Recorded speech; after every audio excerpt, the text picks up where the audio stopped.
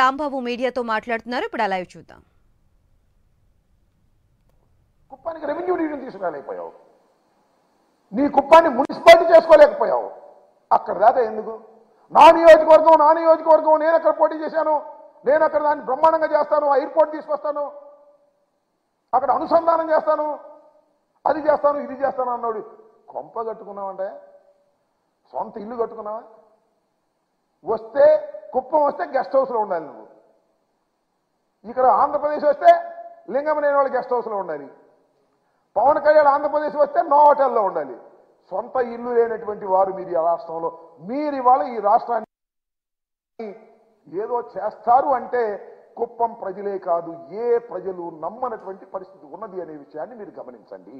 ఏదో ఒక విధంగా అరాచకం చేయాలి, ఏదో ఒక విధంగా దాడులు చేయాలి, దాడులు చేసి అల్లకల్లోలం చేసి రాష్ట్రాన్ని సర్వనాశనం చేయాలి అనేటువంటి ఆలోచనే ఈ కలయిక తప్ప ఇది రాష్ట్ర ప్రయోజనాల కోసం కలిసినటువంటి కలయిక కాదనే వాస్తవాన్ని ప్రజలు గమనించాలి, ఓటరు మహాశయులు గమనించాలి, మేధావులు గమనించాలి అని ఈ సందర్భంగా నేను మనవి చేస్తున్నాను.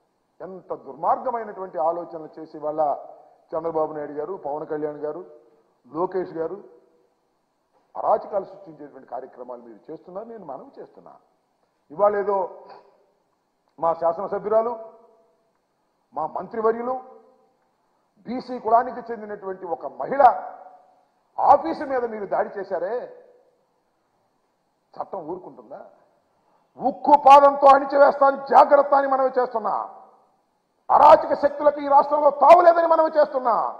ఉక్కు పాదంతో అణిచివేస్తాం, మళ్ళా అరెస్టులు చేస్తారు చట్ట ప్రకారం, వారికి తగిన శిక్షలు వేసే విధంగా ప్రయత్నం చేస్తాం. దేనికి భయపడే ప్రశ్నే లేదు. ఈ రాష్ట్రంలో లా అండ్ ఆర్డర్ను కాపాడటానికి వైఎస్ఆర్ కాంగ్రెస్ పార్టీ సిద్ధంగా ఉంది. తప్పు చేస్తే చంద్రబాబు అయినా, లోకేష్ అయినా, పవన్ కళ్యాణ్ అయినా, నిన్న మొన్న రాళ్లేసిన వెధవలైనా వారిని అరాచకాలు చేసి వాళ్ళని అణిచిపారేస్తామని కూడా ఈ సందర్భంగా మనం చేస్తున్న ప్రభుత్వం ఉన్నదే అందుకు, చట్టాలు ఉన్నదే అందుకు. ఆ చట్టాలు తప్పనిసరిగా పనిచేస్తాయి. అరాచకాలు సృష్టించడానికి ప్రయత్నం చేసిన వారు, విడుదల రజనీ గారి ఆఫీసు మీద దాడులు చేసిన వారిని వదిలిపెడతామని అనుకో. మాకు వాళ్ళ ఆఫీసుల మీద దాడి చేసి ఇళ్ల మీద దాడి చేస్తారు, మా ఇళ్ల మీద దాడి చేస్తారు. వచ్చి మేము అక్కడే ఉండేది చూస్తూ ఊరుకోవాలి. మేమని అడుగుతా ఉన్నా. మేము రెచ్చగొడితే మా ఓటర్ మహాశైలు రెచ్చిపోయే పరిస్థితి లేదా అని అడుగుతా ఉన్నా. కానీ అది విధానం కాదనేటువంటి ఆలోచనతో మేము ముందుకు వెళ్తున్నాం. చట్టం తన పని తాను చేసుకుని ముందుకు వెళ్తుంది. పవన్ కళ్యాణ్ గారు కానీ, చంద్రబాబు నాయుడు గారు కానీ కలిసింది మీరేదో 4 సీట్లలో పోటీ చేయడానికి కలవండి తప్ప అరాచకాన్ని సృష్టించడానికి మీరు కలిస్తే మాత్రం ప్రజలు దీన్ని సహించడనే వాస్తవాన్ని మీరు కాస్త గమనించాలని మనవి చేస్తున్నా. దీన్ని ప్రజలు తప్పనిసరిగా తిప్పికొట్టే పరిస్థితి ఉంటుంది. పవన్ కళ్యాణ్ గారు కూడా ఏదో మాట్లాడుతున్నాడు. వైఎస్ఆర్ కాంగ్రెస్ పార్టీ అధికారంలోకి వచ్చిందంట, హౌసింగ్ విషయంలో అవినీతికి పాల్పడిందంట, ల్యాండ్ ఎక్విజిషన్ చేసినటువంటి హౌసింగ్కి ఇచ్చినటువంటి జగనన్న కాలనీస్ లో కోట్ల రూపాయలు కాజేశారట, దాని మీద సిబిఐ ఎంక్వైరీ చేయాలట. కళ్ళు వాళ్ళు తెలిసాడు పవన్ కళ్యాణ్ గారు.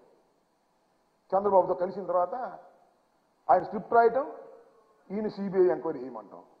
అసలు నేను అడుగుతానయ్యా పవన్ కళ్యాణ్ గారు, కాస్త ఆలోచించి చెప్పండి అయ్యా. మీ పార్ట్నర్ని అడుగు, పార్ట్నర్ మీన్స్ మీ దత్త తండ్రిని అడుగు. సిబిఐని వద్దని అడుగుతుందా నీకు? సిబిఐ రాష్ట్రంలోకి రావడానికి వీళ్ళదని తాళాలు వేస్తాడు. అలాంటి సిబిఐ మీద నీకు ప్రేమ కలిగింది.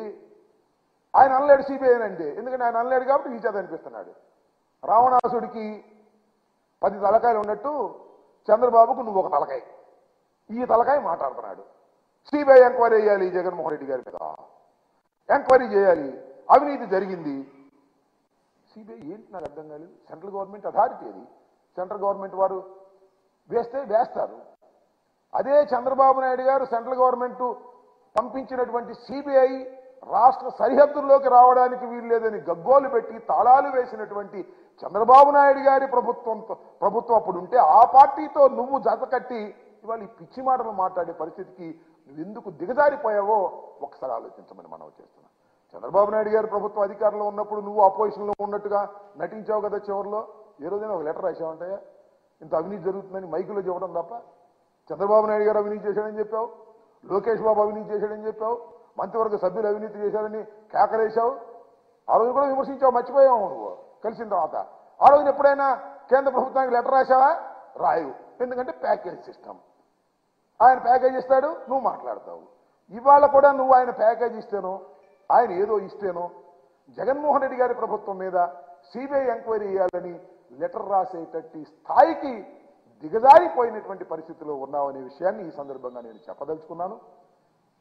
మరొక విషయాన్ని చాలా స్పష్టంగా మరొకసారి రీట్రేట్ చేస్తున్నాను. ఈ జనసేన తెలుగుదేశం పార్టీ కలయిక రెండు అరాచక శక్తుల కలయిక.